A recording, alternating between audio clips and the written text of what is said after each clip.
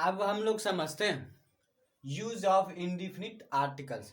इससे पहले जो हम लोगों ने समझा था आर्टिकल्स को समझा था, उसके बाद पोजीशन ऑफ आर्टिकल्स को समझा था। इसका जो अब आर्टिकल्स का ये थर्ड बेसिक पॉइंट है जिसको हमें समझना अति जरूरी है। तभी जाकर जो हम आर्टिकल्स का सही तरह से जो यूज किस प्रकार करेंगे उसको जान पाएंगे। उसके बाद जो इससे रिलेटेड जितने भी क्वेश्चन है उसमें जो विदाउट कन्फ्यूजन जो है एकदम जो है करेक्टली जो है एग्जैक्टली करेक्टली जो है हम आंसर सही सही मार सकते हैं, ये लिख सकते हैं।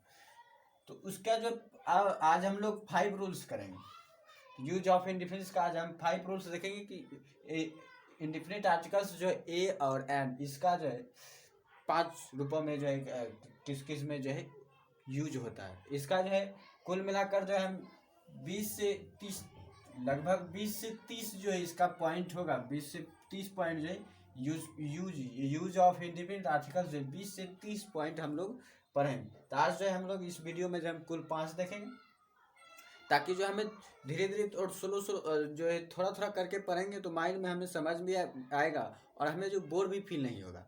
और जो हम जो भी पढ़ेंगे वो माइंड में हमें रहेगा और रिवीजन करने के जो हमें या आपको भी जो है मौका मिलेगा। तो चलिए शुरू करते हैं। तो फर्स्ट में कहा जा रहा है किसी सिंगुलर काउंटेबल नाउन। सिंगुलर मतलब हम जानते हैं एक वचन, और काउंटेबल तो हम भली भांति जानते हैं कि गणनीय, और नाउन मतलब संज्ञा। तो गणनीय संज्ञा जो है वो भी एक वचन में हो तो नाउन का जो प्रयोग आर्टिकल्स जो ए एन का प्रयोग जो उससे पहले होता है। लेकिन शर्त यहाँ है कि चर्चा उसकी एक ही बार होनी चाहिए। चर्चा जो उसकी एक ही बार होनी चाहिए, कोई और जो है वो खास व्यक्ति या वस्तु नहीं हो। जैसे कि मान लीजिए हमने एक बार चर्चा की this is a book, this is a book, ये हमने बुक की जो है एक बार चर्चा की। लेकिन अब दोबारा अगर हम इसका चर्चा करना चाहते हैं, दोबारा अगर हम लिखेंगे book is very interesting, book is very interesting, book is very interesting, या बुक के आगे जो आर्टिकल्स लगेगा तब ए या एन नहीं लगेगा बल्कि द लगेगा। तो इसलिए जो है ए का अगर यूज करना है, इंडिफिनिट आर्टिकल का यूज करना है सिंगुलर काउंटेबल नाउन के पहले, तो जो उसका चर्चा जो है एक ही बार होना चाहिए और वो जो खास वस्तु या व्यक्ति नहीं होना चाहिए। जैसे कि ये बुक जो ए बुक लगा इसका मतलब ये सामान्य किताब दर्शा रहा है। वहीं पर अगर कोई खास बुक होता तब जो हम यहाँ द लगाते तो इससे पहचान हमें आ जाता है कि ये बुक जो है खास है। तो इसलिए जो है पहला नंबर में सबसे पहला सिंगुलर काउंटेबल नाउन के पहले नाउन लगेगा, लेकिन शर्त 2 है कि चर्चा जो उसकी एक ही बार होनी चाहिए और जो है दूसरी पॉइंट ये है कि वो वस्तु खास नहीं होनी चाहिए। जैसे कि हमने पढ़ा दिस इज ए बुक, अगर एक बार यूज हुआ तो इसलिए हमने एक का यूज किया, लेकिन दोबारा इसी के लाइन में जो दोबारा हम बुक का यूज कर रहे हैं तो इसलिए जो इसे इसके आगे में अब द लगाएंगे। उसके बाद कहा जा रहा है पूरी जाति का बोध कराने के लिए। सेकंड जो पॉइंट है वो है पूरी जाति का बोध कराने के। पूरी जाति कहने का अर्थ है कि एक समूह, जैसे गाय, अगर हम इसमें द लगा दें, अगर हम इसमें द लगा दें तो सॉरी गाय को इंग्लिश में काव कहते हैं। ये अगर काव के आगे अगर हम द लगा दे तो द हम जानते हैं किसी को स्पेशल दिखाने के लिए या यूनिक दिखाने के लिए यूज करते हैं। द का जो हम यूज करते हैं वो किसी को स्पेशल जो और यूनिक दिखाने के लिए, अर्थात जो हम उसको निश्चित करने के लिए जो यूज करते हैं कि ये व्यक्ति विशेष जो है एक जो व्यक्ति विशेष आदमी है, ये व्यक्ति विशेष वस्तु है। तो जो है वहां पर जो हम उसे स्पेशल या यूनिक बनाने के लिए करते हैं द का। इसलिए अगर हम द लगा देंगे तो इसमें ये तब ये दर्शाएगा ये गाय है लेकिन कोई खास गाय, पूरी गाय का बोध यहाँ नहीं है बल्कि कोई खास गाय का बोध है। वहीं अगर हम एक काव करें, एक काव, तो एक काव से बोध हो जाएगा पूरी गाय का, दुनिया में जितनी गाय है सारी गाय का इससे बोध हो जाएगा। मान लीजिए एक काव गिव्स अस मिल्क, एक काव गिव्स अ मिल्क, एक काव गिव्स अस मिल्क, एक गाय हमें दूध देती, तो ये पूरी गाय का बोध हो रहा है। ये जो यहाँ पर जो काव है ये पूरे गाय का बोध करा रहा है, लेकिन यहाँ द काव जो है ये गाय के एक विशेष गाय का वर्णन कर रहा है। तो ये एक विशेष गाय का वर्णन कर रहा है, लेकिन ये पूरी गाय की पूरी जाति का बोध कर रहा है, पूरी गाय को ये ले रहा है। तो इसलिए जो पूरी जाति का यदि हमें बोध कराना है, जैसे कि एक काव या हम काउज लिखे, ये दोनों एक ही बात है। अगर लिखे एक काव गिव्स अस मिल्क, दूसरा लिखे काउज गिव अस मिल्क, तो बात दोनों एक ही होंगे। जैसे हमने कह दिया ए हॉर्स, तो एक घोड़ा, लेकिन हम कह दिए हॉर्सेज, तो वो भी जो घोड़ा ही होगा, क्योंकि हॉर्सेज से भी जो पूरी घोड़ी जाति का बोध हो रहा है, पूरे घोड़े का ही बोध हो रहा है, और एक घोड़े से कहने का अर्थ उससे भी जो पूरे घोड़े का ही बोध हो रहा है। इसलिए दोनों सेंस से कि, या हम एनी हॉर्स कह दे, एनी भी लगा दे, फिर भी जो है सेंस वही रहेगा, जो बदलेगा नहीं। समझ में? आप लोग जो ये बैठा लीजिए कि एनी हो या ए हो या एस लगा हुआ प्लूरल में हो, तो सेंस जो एक ही है, पूरी जाति का ही बोध हो रहा है। इसलिए जो इसमें जो आप कंफ्यूज मत हो जाइएगा कि कॉज गिव्स अस मिल्क अलग वाक्य है और एक काउ गिव्स अस अलग वाक्य है, कि एक काउ कहने का इस एक के गो का एक गाय दूध दे रहा है, और काउज कहेंगे तो सभी गाय दूध दे रहा है। तो एक गाय दूध दे रहा है तो कहने का सभी गाय दूध ही देती है, कोई सोना नहीं टपकाती है। इसलिए जो है पूरी गाय जो है दूध ही देती थी, इसलिए एक काउ के काउज के हैं तो बात एक ही होगा, या एनी काउ के फिर भी बात एक ही होगा। तो इसलिए जो दूसरा पॉइंट है ए एन यूज करने का, ए या एन का यूज करने का, तो वह पूरी जाति का बोध कराने के लिए जो हम यूज करते हैं। उसके बाद है वन या एनी के अर्थ में।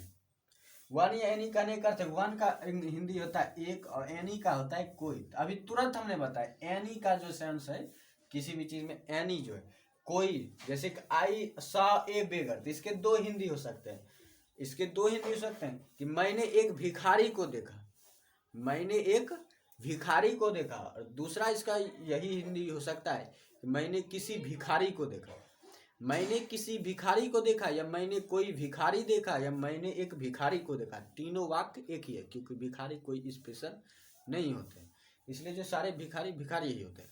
इसलिए जो यहाँ पर जो आई सॉ ए बेगर, तो ये हो जाएगा मैंने एक भिखारी को देखा, मैंने किसी भिखारी को देखा, मैंने कोई भिखारी देखा।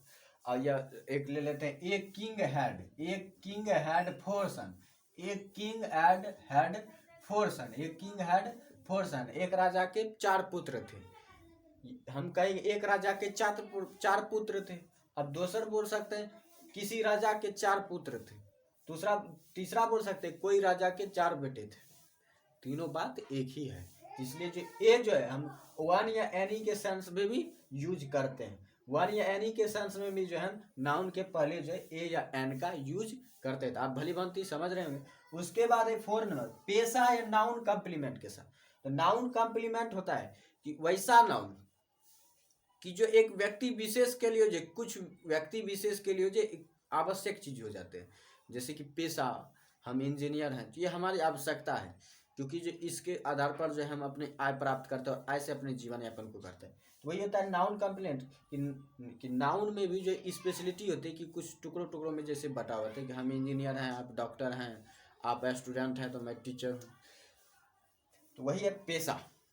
तो पेशा के सेंस में भी जो है नाउन के साथ, पेशा के साथ भी जो है ए या एन का यूज होता है। जैसे I am a teacher, I am a teacher, you are a student, you are a student, I am a teacher. तो ये जो है पेशा के सेंस में, क्योंकि मेरा टीचिंग एक पेशा है, आपका स्टूडेंट होना भी एक पेशा है, तो इसलिए यहाँ पर जो एक या एन का यूज करेंगे, पेशा के सेंस में भी करेंगे। जैसे Rahul is a engineer, Rahul is an engineer, तो सीता इज ए डॉक्टर। तो ये सब पेशा के सेंस में भी जो हम जो नाउन के पहले जो है ए या एन का यूज करते हैं। अब 5वां पॉइंट है दर, माप, तौल, गति सूचक शब्दों के पहले।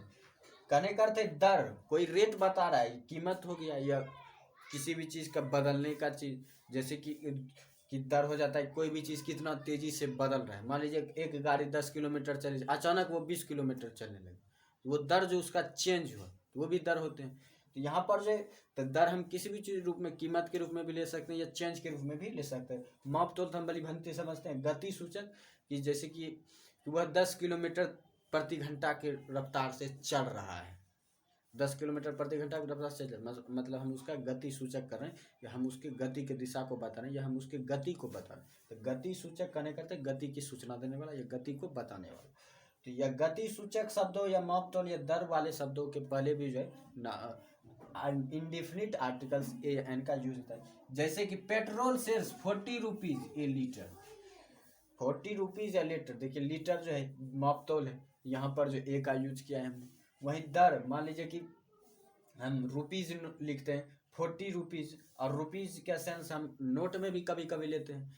या जैसे देखिए हम लिखते 500 रुपीज़, 500 रुपीज़, यहाँ पर हम सेंस इसका नोट से लेंगे, हम इसका सेंस इससे नहीं लेंगे कि 500 रुपये हमारे पास है, क्योंकि 500 रुपये है तो हम यहाँ यदि ए या एन लगाएंगे तो ये एक हो जाएगा, तो यहाँ पर जो तो एक हो जाएगा, तो पहले से ये गिना हुआ तो एक 500 रुपया कोई सेंस नहीं हुआ, लेकिन वहीं पर कहेंगे 500 का एक नोट, 500 का एक नोट, तो तब जो है इसका मीनिंग बनेगा। तो इसलिए जो 500 रुपीज़ जो है इसका कहने करते 500 का नोट, ये जो 500 रुपीज़ इसका कहने करते नोट, तो इसलिए जो है यहाँ पर ए या एन का यूज होता है। तो ये है दर, ये है दर, और गति सूचक किलोमीटर पर हावर्स, उसमें भी अगर एक कार रेसिंग पर आवर्स जो है ए आवर्स जो है 40 किलोमीटर पर आवर्स। इस प्रकार से जो है हम दर, माप, गति सूचक शब्दों के पहले भी जो है इंडेफिनिट आर्टिकल्स ए या एन का यूज करते हैं। अब अगर इसमें आपको कोई कंफ्यूजन रह गया हो समझने में, तो आप जो है उसे कमेंट कर दें, मैं इस पर जो अलग से आपके लिए एक वीडियो बना दूंगा। लेकिन कोई अगर कन्फ्यूजन हो तो उसे ज़रूर कमेंट करें, क्योंकि जो कन्फ्यूजन ही जो होता है हमारे सक्सेस का वास्तविक मंत्र होता है। क्योंकि यदि हमें पढ़ते वक्त कन्फ्यूजन नहीं आती, इसका मतलब या तो हम उसको रट रहे